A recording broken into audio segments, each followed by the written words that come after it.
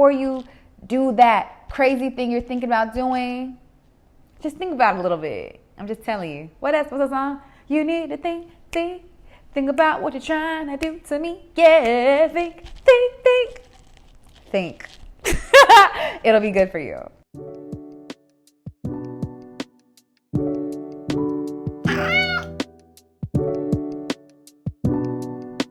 Hi, hello, and welcome to the Cozy Little Book Club. I'm your host, Taylor. Thank you so much for joining me. It is officially October, and I'm so excited. It's one of my favorite times of the year.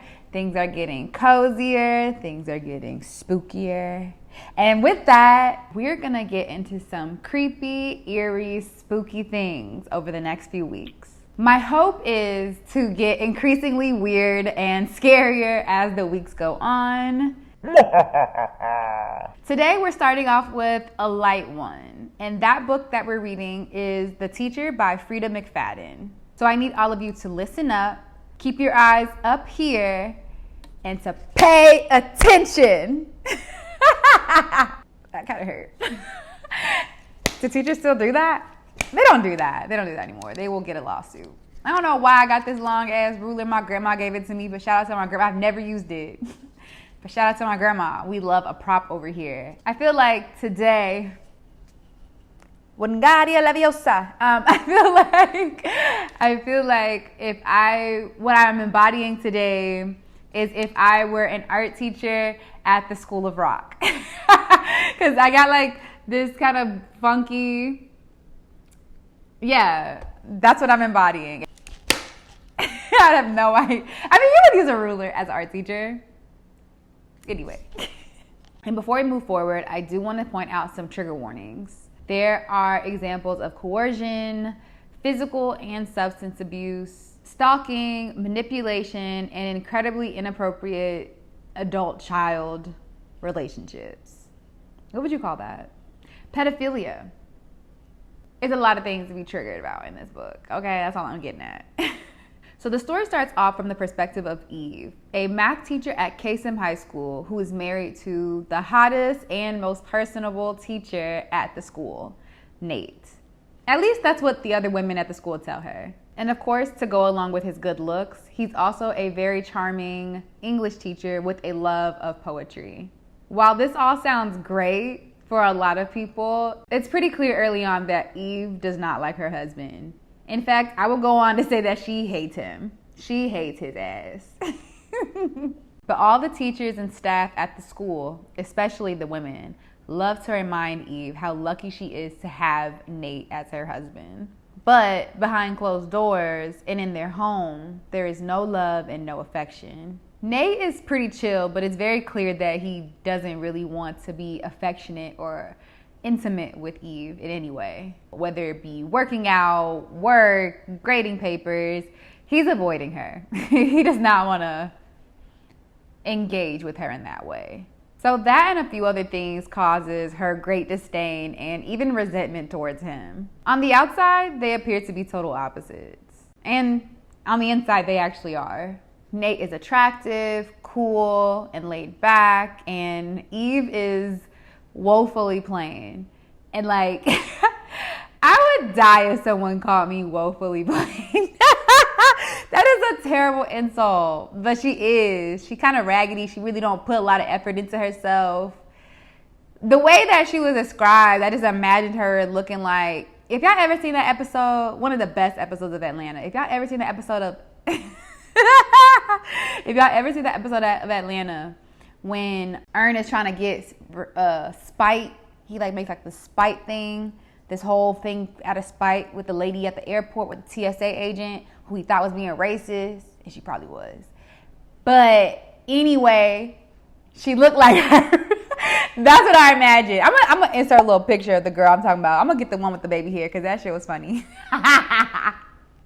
Anyway, but she did sound like she was some bombshell, so everybody's like shook, like how she pull him? Not only is she plain looking, she also has a reputation at school of being quite harsh and mean and just not very social with those around her. Pretty much the entire school is surprised of how these two very opposite people can end up to being together, and that also just further annoys Eve because she knows what's actually happening behind closed doors. In fact, the only thing that really doesn't annoy Eve is her love of shoes. She loves shoes.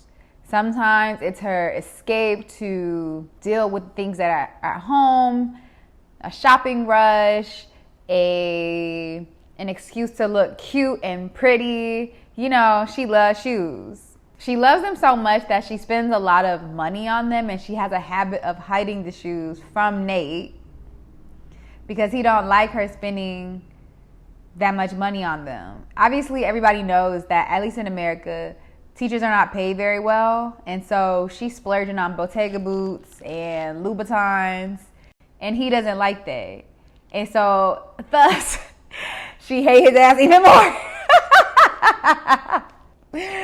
She be hiding the boots, she be hiding the shoes in like suitcases and stuff, and then Nate find out, and then she just be mad, and she be like, this she hates him. So while they're dealing with their very obvious marital woes, the story also follows a young girl, a student at the school named Addie. Addie is an outcast at Kasem High who everyone, literally everyone, avoids her like the plague. You see, Addie was involved with a teacher, and that involvement eventually ended up to him being fired. And he was a very well-loved teacher by students and staff alike. So it was a pretty big deal that he had to leave and she didn't. So everybody hates her too. It's a lot of like dislike of people in this book. But there's so much more to that story that people have no idea about. But regardless, people think of her as a troubled girl. Throughout the story, we get more insight about Eve's relationship with her husband, as well as Addie's relationship with him too. Yeah, a little weird, right? So Addie has a class with both Eve and Nate as her teachers. It turns out that Addie's really into English and into her teacher. She likes to write poetry as an outlet, and Nate seems to be impressed by her work and encourages her to join the poetry club at the school. It's not only to give her more attention, but to help, encourage her to be more social, because everybody knows that she's not like that at the school. So it's a way for him to not only encourage her to be better at writing and poetry, but it's a way for him to encourage her to get more community. That was the initial thought, at least. With Addie pretty much being a loser at her school, she's not only excited about the prospect of potentially meeting new friends, but she's also excited to spend more time with Nate. You know where I'm going with this. You know where I'm going with this. So this might seem like a spoiler alert if you're not paying attention, but it seems pretty on brand by how the story is playing out. Obviously, Addie and Nate have an affair. Okay, maybe it wasn't obvious to you, but now you know. They have an affair. It's not cool. Raise your hand if you're surprised. Nobody's surprised. Yes, nobody's surprised. So yeah, that happens, and Nate's freak body ass eventually takes Addie's virginity and the little sense that she had left, okay? And he uses her. It's a terrible situation. It's not an ideal situation in any way, obviously, for many reasons. Eve eventually finds out because they were being so messy, and she tells him that he needs to break it off with Addie and that she wants to divorce him, or she's gonna report him. Things pretty much go downhill from here very quickly, and we soon find out why Addie has been deemed a really troubled girl. Like, not only a troubled girl, you a really troubled girl. Like, you got some issues, girl, and we gonna dive into them a little bit, okay? Maybe not that much, because a lot of it kind of goes with the story, and I don't want to ruin the whole thing. And we learn just how far people are willing to go in order to fulfill what they deem as right, even if that includes murder. I want to start off by saying that this was a really good, engaging, and quick read. Super fast. I literally read this within 2 days, and if I had nothing else to do, I could have easily finished it in 1 day. It was just that good, and I liked the structure of it. It was also very entertaining and very funny to me. And again, I don't know if that was intentional, but I definitely laughed at some parts, particularly with Eve. I also want to say that I really enjoyed reading the book from the different perspectives of all the characters, all the main characters at least. I thought that was interesting, and again, you know me in thought processes, it really gave me a sense of how they were thinking and like what made things right and wrong for them, and how they were just like the slippery slope of their mind. Like it's a slide of like just crazy stuff that they're dealing with and thinking and processing. So that was really cool. So Eve was probably my favorite character. I liked her, even though people in the book didn't like her, and I'm sure if anybody else read it, they probably wouldn't have liked her either, because she was kind of bitchy. But I kind of tend to like a character that most people don't like because they have a lot more to prove. And it's also just like, well, how did they get to this? You know, how did she become this super hated, unlikable, unfriendly, bitchy, cunty? She's definitely serving cunt. But like, how'd you get here? And how you end up with this fine man. Fine to them, you know what I'm saying? I don't know what Nate looked like, but he was fine as hell. Everybody was very surprised. So how did you end up? How did that happen? And the twist of how that happened actually is crazy. But I'm going to leave that one out because that's not, y'all just going to read that for yourself, okay? It's really quick. Just read the book. It's really good. Quick, fast, fun. Yes, let's do it. So I'm not going to lie. Eve was definitely giving bitter bitch. But I think that's the parts that made her the most funny to me. Because my girl Eve was a shit talker. And she was funny. But it was especially funny when she would talk about Nate. You just know when you don't like someone and every little thing they do just pisses you off. Personally, I really don't have that much energy to just dislike someone that much. But there are some really annoying people. And anything that Nate did, she hated him. Like at one point, at the beginning, he was like brushing his teeth and I forgot what the song was, but he would like hum a tune so that he can remember like, okay, I brushed my teeth for this long. You know, just being like, honestly a nerd, but good. Like good hygiene. We're not mad at that. And so she was like, I hate that song. This song sucks. Like you're so annoying. Like it was just hilarious. But another thing that was really funny to me is when she would talk about the women at her job who would like obviously be interested in Nate and kind of like look at her like, now how you pull him? Which is so rude anyway. Like that is so rude to begin with.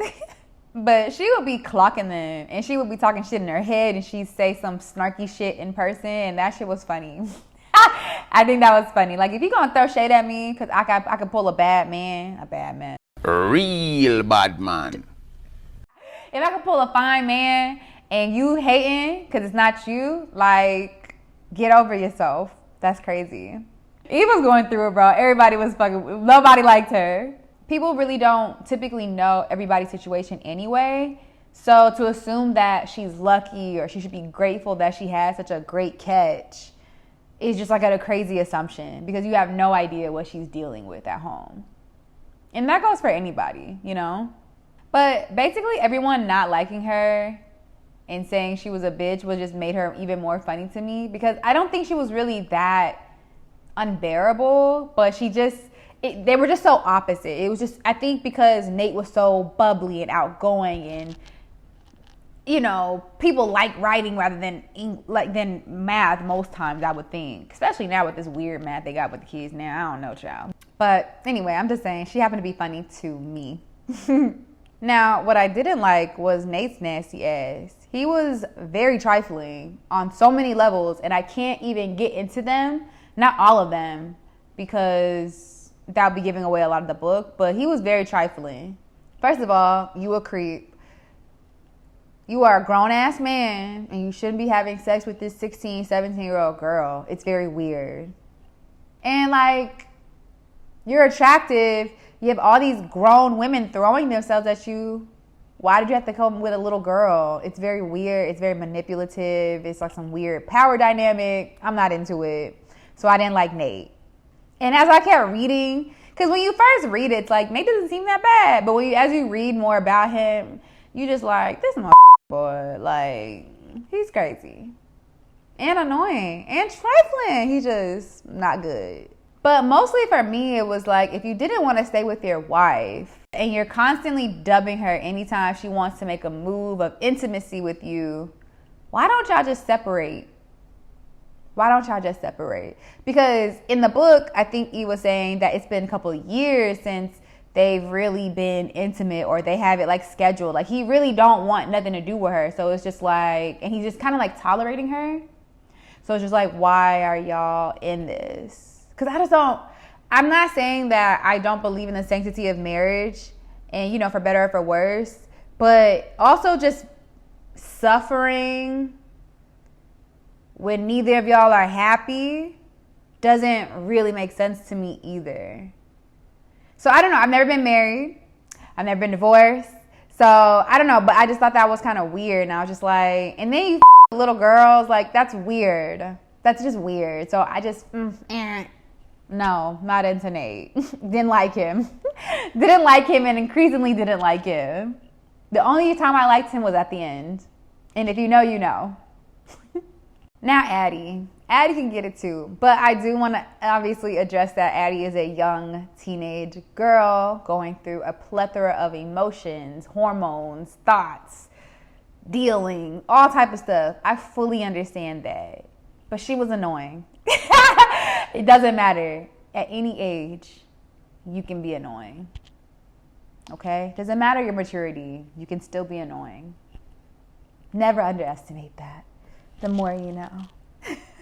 Yeah, so Addie's a teenage girl with a lot going on, but she really didn't make it easy to like her. Her ass was crazy too. She was nuts and delusional. And part of that is her being young and naive and not understanding. And the other part is just something was wrong with her. Something was just wrong with this damn girl. She was whiny. She was very silly acting. And eventually we learned that she's psychotic. So you know when you have a feeling about somebody and you're not quite sure what it is, but something isn't quite right. That's how I felt about Eddie. And I feel like personally in my real life, anytime I've had that feeling, I'm usually right.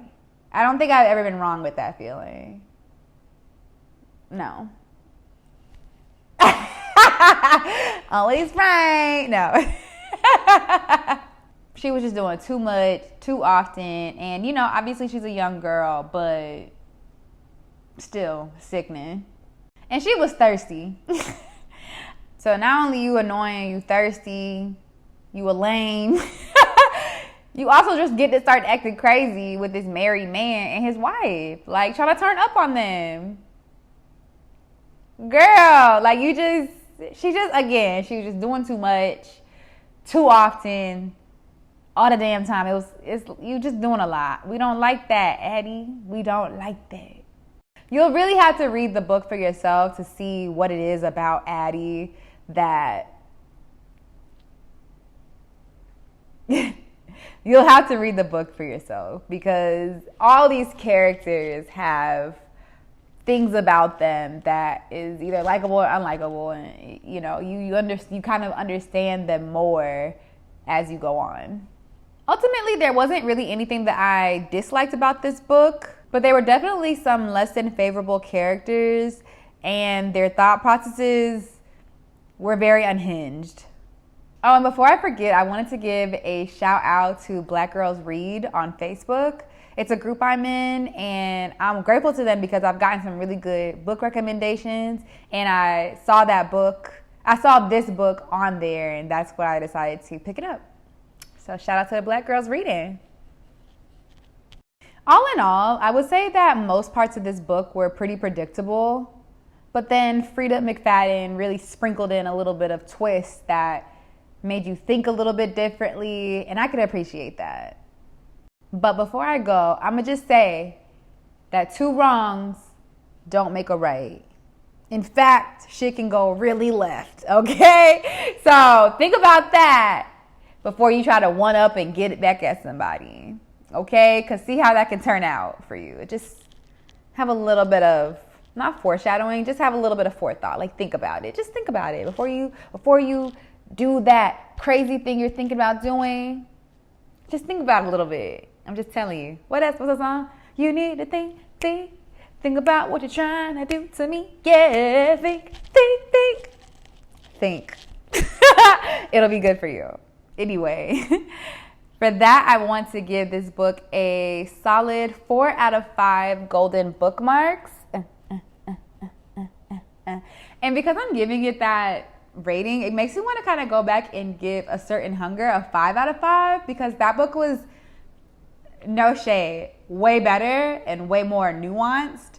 But I still like this book. It's a small book, but it was still a very engaging book that you can get through really quickly. And so for that, I really liked it. And it had some twists that I did not expect. So yeah, I give this book a 4 out of 5. Really, I would give it a 3.5, but I'll give it a 4. I'll give it a 4 out of 5 because that ending was a bit shocking. I'll give it to you. Ultimately, both A Certain Hunger and The Teacher both had messy white people at the center of it, and that was pretty entertaining.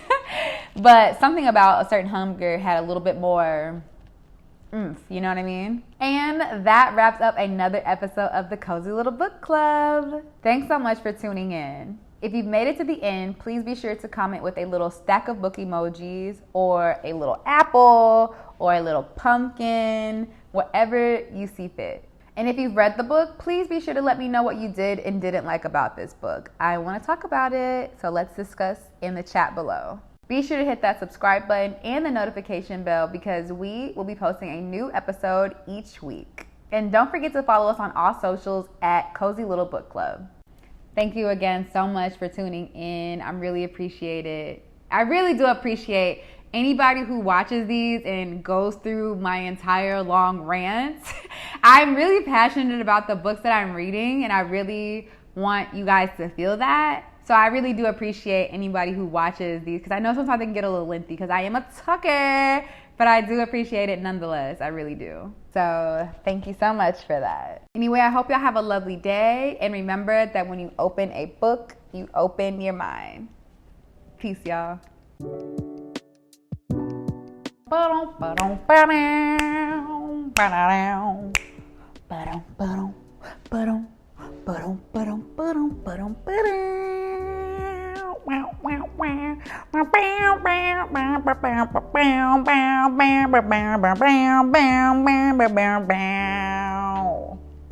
And that's jazz. No.